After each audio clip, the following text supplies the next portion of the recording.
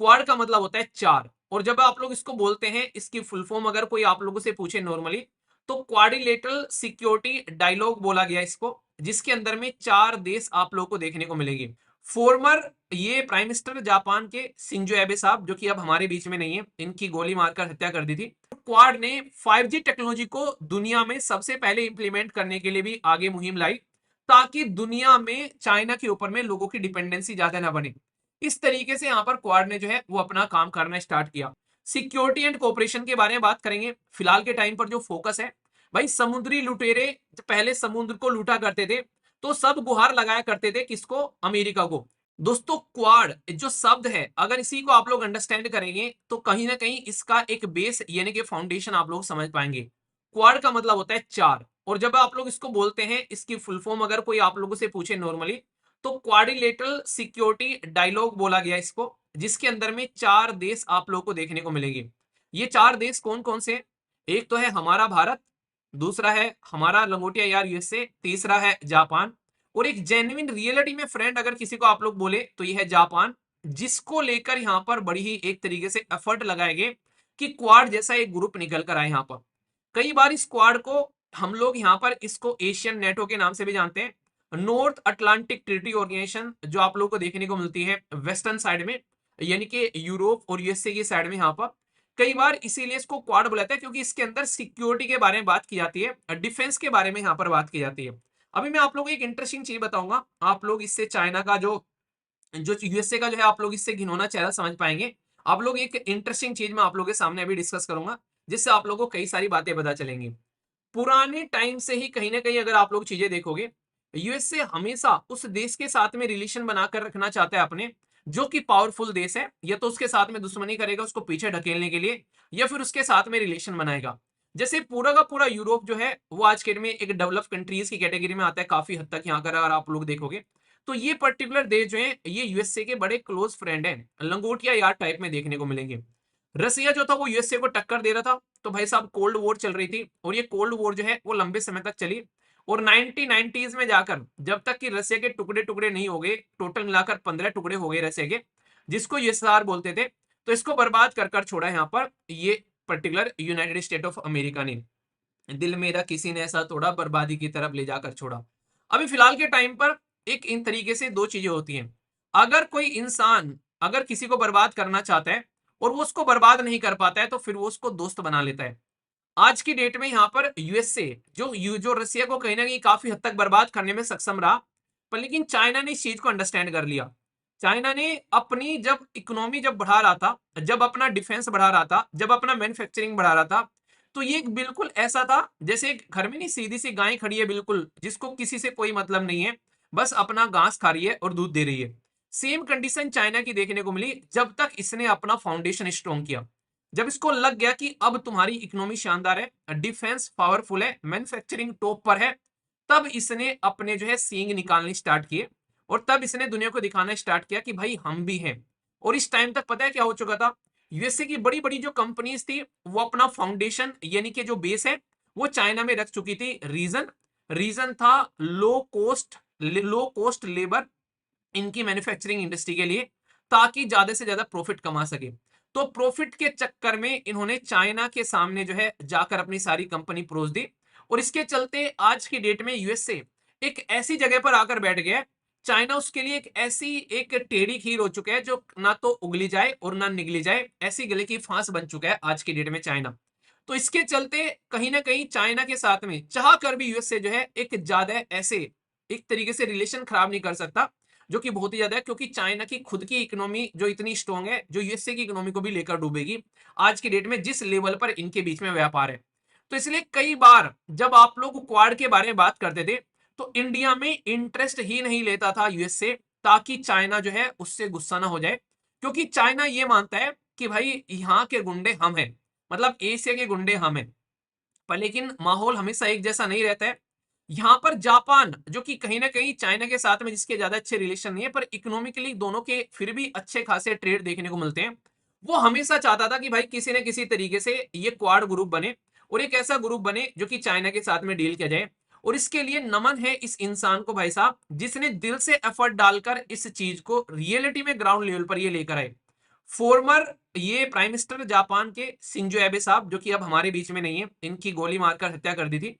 तो यहां पर इनके द्वारा कोऑर्डिनेट किया गया बार बार, क्योंकि इंडिया को इसमें इंक्लूड ही नहीं करना चाहता था यूनाइटेड स्टेट ऑफ अमेरिका। वो तो इनका एफर्ट था जिसकी वजह से पॉसिबल हो पाया। और आज की डेट में ये ग्रुप है जिसमें यूएसए हमारे साथ में आकर खड़ा हुआ है।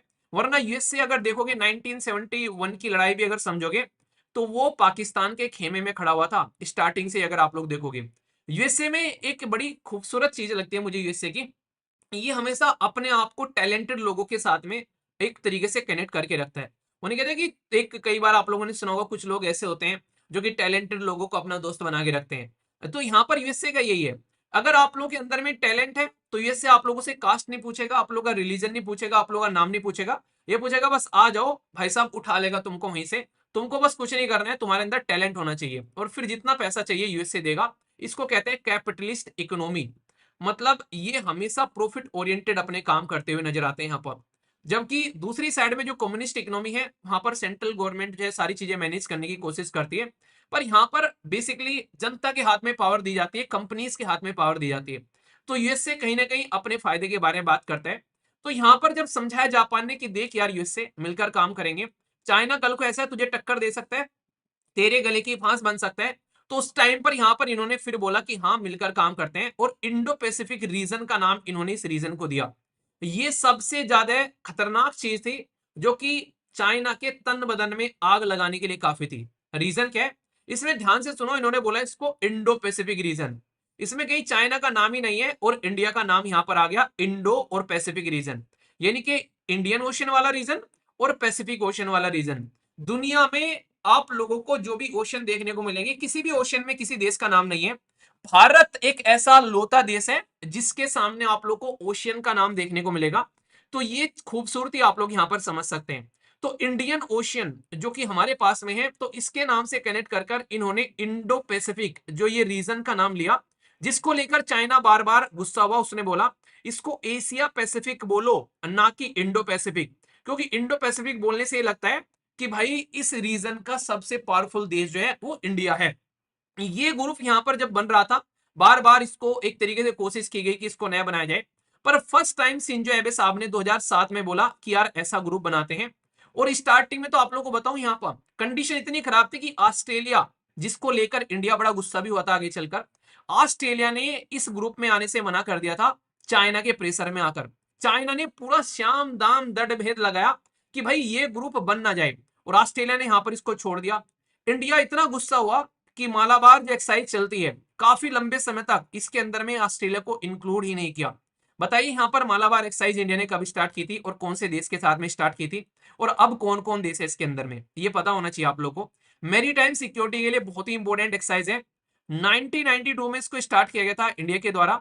इंडिया और यूएसए के साथ में मिलकर हम लोगों ने इसको स्टार्ट किया था। हालांकि बीच में ये रुकी भी थी जब हम लोगों ने एक्सपेरिमेंट किए। फिर आगे चलकर इसमें चीजें बढ़ी, जापान जुड़ गया, और आज की डेट में ऑस्ट्रेलिया भी इसका पार्ट है। 2015 में जापान जो था वो परमानेंट पार्ट बन गया था इसका, क्वाड ग्रुप का पार्ट भी आज की डेट में। तो चीजें आगे बढ़ी और ऑस्ट्रेलिया के अंदर में गवर्नमेंट चेंज हुई, और उन्हें चाइना का प्रेशर फील करना बंद किया, जिसकी वजह से यहाँ पर चीजें फिर आगे बढ़ी। फाइनली सोच के देखो, जो एफर्ट डाला जा रहा था 2007 में, वो एफर्ट जाकर सक्सेस हुआ 2017 में। तो शाम दाम दंड भेद लगाया गया यहां तक पहुंचने के लिए, वरना ये आसान नहीं था। जब जाकर यहां पर ये पर्टिकुलर ग्रुप जो है वो सामने निकल कर आया। ऑस्ट्रेलिया, इंडिया, यूएसए, जापान, ये सारे साथ में आए और इन्होंने बोला कि हाँ अब मिलकर काम करते हैं। और इसमें बहुत बड़ा रीजन ये भी था कि इंडिया का ओहदा भी यहां पर बढ़ चुका था। अब यूएसए को यहां पर इंडिया के साथ में काम करने में शर्म फील नहीं हो रही थी। ये आप लोग को नॉर्मल लाइफ में भी चीजें देखने को मिलेगी। लोग आप लोगों के साथ में तभी कनेक्टेड होंगे जब उनको दिखेगा कि आप लोगों की पोजीशन अच्छी है। जब पोजीशन अच्छी नहीं होगी तो ये भी बताने से मना कर देंगे कि तुम उनके दोस्त हो। और जब पोजीशन अच्छी होगी ना भाई, दुनिया आप लोग का नाम का इस्तेमाल वहां वहां भी करेगी जहां वो आप लोग को मतलब आप लोग को ही मतलब भी नहीं है। पता है मेरा दोस्त वो है, ये रियलिटी में मैं आप लोग को बता दूं, आज की डेट में ये चीज फील करोगे, एक बार आईएएस ऑफिसर बन जाओ भाई साहब। आप लोग के नाम का इस्तेमाल जो आप लोग के आसपास के रिश्तेदार यार दोस्त इस्तेमाल करते हुए नजर आएंगे, जो कभी आप लोग के मैसेज का भी रिप्लाई नहीं करते थे, वो आप लोग को दूर दूर तक आप लोग को एक तरीके से बखान करते हुए नजर आएंगे। पता है मेरा दोस्त है यूपीएससी क्लियर कर दिया, आईएएस ऑफिसर है भाई साहब, आज की डेट में पता है कहाँ पोस्टिंग है, यहाँ पोस्टिंग है, देख परसों ही मैसेज भी आया था। तो ये चीजें आप लोग देखो, भले ही वो मैसेज पता नहीं कब का पढ़ो, तो ये कंडीशन आप लोग समझो, तो आप लोग जिंदगी में आगे बढ़ोगे तो ऐसी सिचुएशन आप लोगों को यहाँ पर देखने को मिलेगी। तो इसीलिए आज की डेट में जो हमारी पोजीशन है वो हम लोगों ने मेहनत करके अचीव की है, किसी ने हमारी झोली में नहीं डाली है यहाँ पर लाकर। आज की डेट में क्वाड जो बनाया गया, ये कई सारे मुद्दों पर काम करना स्टार्ट कर चुका है। पहले लगता था कि भाई यही मुद्दे आप लोगों को देखने को मिलेंगे, इसके लिए टाइम टू टाइम अब बहुत सारे डिबेट और डिस्कशन के पॉइंट हो गए हैं। अगर आप लोग इसका दायरा देखोगे तो एक दायरा आप लोगों को बढ़ता हुआ यहाँ पर नजर आता है। जैसे कि अगर मैं आप लोगों से बात करूं, अभी फिलहाल के टाइम पर आप लोग यहाँ पर ये चीजें देखो, बेसिकली आज की डेट में कहीं ना कहीं क्लाइमेट चेंज के बारे में, क्रिटिकल इमर्जिंग टेक्नोलॉजी के बारे में, काउंटर टेररिज्म के बारे में, इंफ्रास्ट्रक्चर डेवलपमेंट के बारे में, ह्यूमैनिटेरियन असिस्टेंस, डिजास्टर रिलीफ, यानी कि कल को सुनामी आती है, डिजास्टर आता है उसके लिए, और मैरीटाइम डोमिनेशन के लिए तो भाई बहुत ही इंपॉर्टेंट है यहाँ पर। और क्वाड ने 5G टेक्नोलॉजी को दुनिया में सबसे पहले इंप्लीमेंट करने के लिए भी आगे मुहिम लाई, ताकि दुनिया में चाइना के ऊपर में लोगों की डिपेंडेंसी ज्यादा ना बने। इस तरीके से यहाँ पर क्वाड ने जो है वो अपना काम करना स्टार्ट किया। यही क्वाड जो है इसलिए इतना ज्यादा न्यूज में देखने को मिल रहा है, क्योंकि अभी आने वाले टाइम में इसकी फिर से मीटिंग होने वाली है, और ये मीटिंग होस्ट कौन करेगा, कहां पर होगी, इसके बारे में आप लोगों को पता होना चाहिए। ठीक है, change in hosting plan, new Delhi वो है will not host quad summit in India this year, instead of जो शेड्यूल की जा रही है यूएसए के अंदर में। और ये काफी सिग्निफिकेंस रहेगी यूएन की मीटिंग के साथ में, आप लोगों को देखने को मिलेगा, अलाइन होती नजर आएगी। तो की पर्सन कौन है इसके अंदर में, ये देखो, मतलब इंपॉर्टेंट ये है कि क्वाड इंडिया के अंदर में होने वाला था, पर इसके पीछे रीजन मैं आप लोगों को रियलिटी में बता दूं क्या है, आप लोग को जिससे की चीजें अंडरस्टैंड आप लोग कर सके। यूनाइटेड स्टेट ऑफ अमेरिका के अंदर में है नवंबर के महीने में इलेक्शन, तो इलेक्शन के चलते यहां पर आज की डेट में जो है ये मीटिंग जो है इन्होंने अपने वहां पर शिफ्ट करा ली, जिसमें आज की डेट में पार्टिसिपेट कौन कौन कर रहे हैं, तो यूएसए के प्रेसिडेंट जो बाइडेन जो है वो इसको होस्ट करेंगे। जापान के प्राइम मिनिस्टर है यहाँ पर फ्यूमो कसीदा, ये आप लोगों को यहाँ पर देखने को मिलेंगे। ऑस्ट्रेलिया के प्राइम मिनिस्टर यहाँ पर एंटिनो एल्बनेज, तो इनके नाम जरूर याद रखेगा, और ये तो बताने की जरूरत नहीं है, ठीक है। तो नॉर्मली हमारे देश के अंदर में होस्ट हो रही थी, पर लेकिन यहाँ पर भी जो प्राइम मिनिस्टर ही यहाँ पर इसको लीड करेंगे, ये हो रही है यूएसए के अंदर में, ठीक है। तो ये आप लोग यहाँ पर समझ सकते हैं। तो ये बड़ा इंटरेस्टिंग है यहाँ पर, मतलब ये ट्रेवल नहीं कर पा रहे थे, आप लोगों को पता है कि जब इलेक्शन का टाइम होता है कई बार ऐसी मीटिंग जो है वो कैंसिल भी कर दी जाती है। तो शेड्यूल जो है सबमिट का वो है 21 सितंबर, यानी कि इसी महीने में 21 सितंबर को आप लोगों को यहाँ पर ये मीटिंग होती नजर आएगी। प्राइम मिनिस्टर मोदी जो है वो न्यूयॉर्क ट्रेवल करेंगे यूएन समिट के लिए, यूएन समिट ऑफ फ्यूचर। तो यूएन जनरल असेंबली की यहाँ पर हमारे देश का जो डायस्पोरा है, जो हमारे देश के लोग रहते हैं, उनको भी यहाँ पर इंटरेक्शन किया जाता है जब भी प्राइम मिनिस्टर जो है यहाँ पर जाते हैं, तो बहुत बड़ा डायस्पोरा हमारा देखने को मिलेगा, ठीक है। तो एक तीर से दो निशाने हो जाएंगे, यूएन की मीटिंग भी हो जाएगी और यहाँ पर ये चीजें भी आप लोग को देखने को मिलेगी। तो इसके चलते यहाँ पर ये इवेंट आप लोग को देखने को मिल रहा है। तो ये आप लोग समझ सकते हैं एक तरीके से कि बहुत ही इंपॉर्टेंट इवेंट है, क्योंकि इसको हो सकता था कि यूएसए की इलेक्शन की वजह से बोलते कि अब की बार न करें, पर फिर भी इसको होस्ट किया जा रहा है। पर लेकिन दिक्कत क्या निकल कर आती है, हर सिक्के के दो पहलू होते हैं, इसके अंदर भी आप लोग कई सारे पहलू निकल कर आएंगे। सबसे पहले तो इसके अंदर में जब नेगोशिएशन की बात करते हैं यहाँ पर, वो कई सारी चीजें डिफरेंट होती है, ठीक है। नेगोशिएशन में बात करें यहाँ पर, अभी कहीं ना कहीं इंडिया एक ऐसा लोता देश है जिसके रिलेशन चाइना के साथ भी आप लोग को ठीक ठाक देखने को मिलते हैं, ठीक है, हालांकि ज्यादा अच्छे नहीं है। यूएसए के साथ भी रिलेशन है यहाँ पर, और इसी के रिलेशन आप लोगों को यहाँ पर देखने को मिलेंगे आज की डेट में रशिया के साथ भी। मतलब सारे देश के साथ में कोई अगर आज की डेट में देश है एक बेसिक पाथ बनाकर चलने वाला, तो वो है भारत, ये चीज आप लोग समझ सकते हैं। और ये वही भारत है जिन्होंने अभी G20 की जो मीटिंग है वो बहुत ही शानदार तरीके से सक्सेसफुली होस्ट की। तो अभी आने वाले टाइम में ग्लोबल इवेंट होस्ट करने में भी लोग हमारा लोहा मान रहे हैं, जिनको पहले ये लग रहा था कि पता नहीं यार ये कर पाएंगे कि नहीं कर पाएंगे, पर आज उनको लग रहा है कि हाँ सक्सेसफुली कर लेंगे, क्योंकि ये आज की डेट में एक अलग ही लेवल के खिलाड़ी बनते जा रहे हैं यहाँ पर। अभी बात करूं तो इस मीटिंग के अंदर में मुद्दे क्या क्या उठाए जा सकते हैं, क्योंकि इनके ऊपर में कई सारे डिबेट और डिस्कशन होंगे आने वाले टाइम में। सिक्योरिटी एंड कोऑपरेशन के बारे में बात करेंगे। फिलहाल के टाइम पर जो फोकस है भाई, समुद्री लुटेरे पहले समुद्र को लूटा करते थे, तो सब गुहार लगाया करते थे किसको, अमेरिका को, कि अमेरिका आएगा जान बचाने। पर लेकिन अब ऐसा नहीं है, इंडियन ओशन के अंदर में हमारी इंडियन जो मार्कोस कमांडो है भाई साहब, नेवी के जो कमांडो है, वो शानदार तरीके से सेफ्टी एंड सिक्योरिटी प्रोवाइड करा रहे हैं। तो ये भी भारत को एक ग्लोबल लीडर की तरीके से दिखाता हुआ नजर आ रहा है। तो ये पॉजिटिव चीजें आप लोग यहां पर समझ सकते हो, हमारा एक नेचर जो है वो एक चेंज होता हुआ नजर आ रहा है दुनिया की नजरों में। साथ ही साथ में टेक्नोलॉजी और हेल्थ के बारे में बात करें, इंटरेस्टिंग चीज है, ध्यान रखना, एक टाइम ऐसा था हमारे देश के अंदर में कुछ भी चीजें प्रॉपर सिस्टमेटिक वे में अवेलेबल नहीं थी, मैक्सिमम बाहर से खरीदा करते थे। आज की डेट में जेनरिक दवाई वो होती है, एक होती है स्टैंडर्ड दवाई, जो कि एक तरीके से जिनका पेटेंट रहता है प्रॉपर, और उनके लिए आप लोग रॉयल्टी पे करते हो, भले ही 5-50 रुपए की दवाई हो पर 500 रुपए आप लोग पे करते हो। जेनरिक दवाई वो होती है जब इनका जो बेसिकली जो पेटेंट है ये 15 से 20 साल का रहता है, वो खत्म हो जाता है, उसके बाद में आप लोग भी उस दवाई को बना सकते हैं। और ये जो दवाई होती है हमारे देश के अंदर में, ये एक तरीके से हब है हम लोग इसका ग्लोबल लेवल पर, यानी कि सबसे ज्यादा जेनरिक दवाई आज की डेट में अगर कोई देश बना रहा है वो है भारत। तो हेल्थ के मामले में भी आप लोगों को देखने को मिलेगा, और टेक्नोलॉजी के मामले में हमारा देश जो है, खासकर सॉफ्टवेयर के मामले में जब आप लोग बातें करते हो, तो हमारे देश के अंदर में जैसे गुड़गांव हो गया फिलहाल के टाइम पर, जैसे ग्रेटर नोएडा हो गया, या फिर आज की डेट में जैसे आप लोगों को यहाँ पर बेंगलुरु देखने को मिलते हैं, ये बड़े बड़े हब निकल कर आ रहे हैं जो आज के डेट में काम कर रहे हैं। हेल्थ एंड सिक्योरिटी के लिए मिलकर काम करना पड़ेगा। कोविड-19 ने दुनिया को औकात दिखा दी कि मिलकर काम करोगे तो बच जाओगे, वरना सबको लपेट कर ले जाऊंगा, किसी को नहीं छोड़ूंगा। तो ये ऐसे इशू हैं जिन पर डिस्कस करना बनता है। इन्वायरमेंटल और ह्यूमैनिटेरियन इश्यूज के बारे में जब बात करें, डिजास्टर आ गया भाई, कहानी आ रहा है आज की डेट में, साइक्लोन आता है तो कई देशों को बर्बाद करते हैं। Climate change, humanitarian assistance provide कराना, भूकंप आया नेपाल 2015 में तबाह हो गया था, ठीक है, तो इसके लिए सपोर्ट प्रोवाइड करना बहुत ज्यादा जरूरी है। और सबसे ज्यादा इंपॉर्टेंट जिसमें चाइना का सबसे बोलबाला है, और चाइना का बेल्ट एंड रोड इनिशिएटिव, जो कि दुनिया को अपने कंट्रोल में करने के लिए जाना जाता है और डेट ट्रैप में लोगों को फंसा कर रखता है उधारी में। हरियाणा पीसीएस में क्वेश्चन पूछा गया, मतलब हरियाणा पीसीएस एक ऐसा एग्जाम है जो रिसेंटली मैंने अभी देखा है, जिसके अंदर में क्वेश्चन यूपीएससी से भी ऊंचे लेवल के कई बार पहुंच जाते हैं। कई सारे ऐसे क्वेश्चन है जो कि यूपीएससी उस लेवल तक क्वेश्चन ही नहीं बनाया आज तक, और हरियाणा पीसीएस बना के चला गया।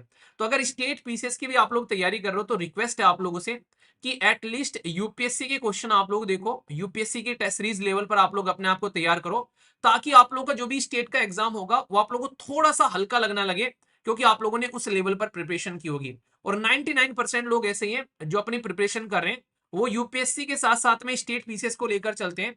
इससे इंटरव्यू में फायदा मिलता है, और साथ ही साथ में आप लोगों के साथ में एक स्टेपनी रहती है, जिससे आप लोग अपना फाउंडेशन स्ट्रॉन्ग करते हुए चलते हो। वरना हड़बड़ा जाओगे चीजों को लेकर, अगर एक दो बार सिलेक्शन नहीं हुआ तो फिर आप लोगों के हाथ में एटलीस्ट कोई ना कोई जॉब होनी चाहिए, ठीक है। तो चाइना का जो बेल्ट एंड रोड इनिशिएटिव है, इसके बारे में आप लोग याद रखिएगा, दुनिया के ऊपर कंट्रोल कर रहा था, तो इसी को ध्यान में रखते हुए इकोनॉमिक और इंफ्रास्ट्रक्चर डेवलपमेंट करने के लिए इन्होंने बोला कि लोगों की चाइना के ऊपर से डिपेंडेंसी हटा के हम खुद से इस फील्ड में काम करना स्टार्ट करेंगे। तो इंफ्रास्ट्रक्चर बनाना स्टार्ट किया, कनेक्टिविटी बनाना स्टार्ट किया, और खासकर जो चाइना के जो डेट क्राइसिस में फंसे हुए थे लोग यहाँ पर, उनको एक सस्टेनेबल फाइनेंसिंग देने की बात की गई, ताकि चाइना के चंगुल से इनको निकाला जा सके। तो ये चीजें आप लोग यहाँ पर समझ सकते हैं। तो ये बहुत ही बेसिक है। ये क्वाड अब मल्टी डायमेंशनल लेवल पर आप लोगों को क्वाड एक काम करता हुआ नजर आता है, जो कि कहीं ना कहीं चाइना के डील कर रहा है इनडायरेक्ट वे में, और चाइना इसको लेकर चिढ़ भी जाता है कई बार बुरी तरीके से। चाइना कहता है कि मुझे डील करने के लिए या फिर मुझे नीचा दिखाने के लिए क्वाड बनाया गया है, इसलिए चाइना इसके ऊपर में भद्दे भद्दे कमेंट करता हुआ नजर आता है कई बार। फ्यूचर कंसिडरेशन के बारे में अगर बात करें, तो यहाँ पर बोल सकते हैं कि यहाँ पर आज की डेट में जो लीडरशिप है यूएसए, जापान, ये कई बार यहाँ पर इस चीजों को लेकर कहीं ना कहीं देखते हैं। एजेंडा जो है फिलहाल के टाइम पर जो नेक्स्ट क्वाड समिट प्लान की जा रही है, ये 2025 में, और ये भी यूएसए में देखने को मिलेगी। यानी कि भारत वाली जो मीटिंग है वो अभी आप लोग को यहाँ पर यूएसए के अंदर में होती आ रही है, पर प्राइम मिनिस्टर मोदी होस्ट कर रहे हैं। ये इस लोकेशन चेंज हुई है। मूवी देखिए वांटेड मूवी, सलमान सलमान खान की। अरे नहीं पता था ये आईएएस ऑफिसर है, मैंने सारा प्लान बता दिया। अब मैं यहाँ पे, वो कहता है कि उसको पता है, कोई बात नहीं है, हमारी लोकेशन चेंज होगी पर लेकिन प्लान ऐसा कैसे ही रहेगा। ठीक है। तो वही बात है कि घनी भाई जो है यहाँ पर अभी कह रहे हैं कि हमारे यहाँ पर होस्ट कर लो, बस लोकेशन चेंज करेंगे, पर प्लान वही रहेगा कि होस्ट करने वाले वही रहेंगे जो होस्ट कर रहे हैं। तो इसके बारे में ये बेसिक चीजें, और जो मैंने आप लोगों को बताया है, खासकर बेसिकली एक तरीके से जो मालाबार समिट के बारे में, उसके बारे में जरूर याद रखिएगा। डायरेक्ट क्वेश्चन आप लोगों से पूछा सकता है। और इंटरनेशनल रिलेशन के बारे में भी आप लोगों से, ये ऐसी ऑर्गेनाइजेशन है जिनके बारे में आप लोगों से क्वेश्चन पूछ ले जाते हैं, ठीक है। तो ये बहुत ही इंटरेस्टिंग टॉपिक है, कोई कंफ्यूजन आप लोगों को नहीं होना चाहिए। फिर भी कोई डाउट, कोई दिक्कत, कोई समस्या, कोई परेशानी हो तो बताना, उसको दूर किया जाएगा। कैसा लगा टॉपिक? इंटरेस्टिंग है ना? बाकी जो मीटिंग की अपडेट्स आएंगे फिर जैसे ही मीटिंग होगी, तो इसके बारे में और हम लोग डिस्कस कर लेंगे। अभी आप लोग का फाउंडेशन जो है वो मैंने तैयार कर दिया यहाँ पर, ठीक है।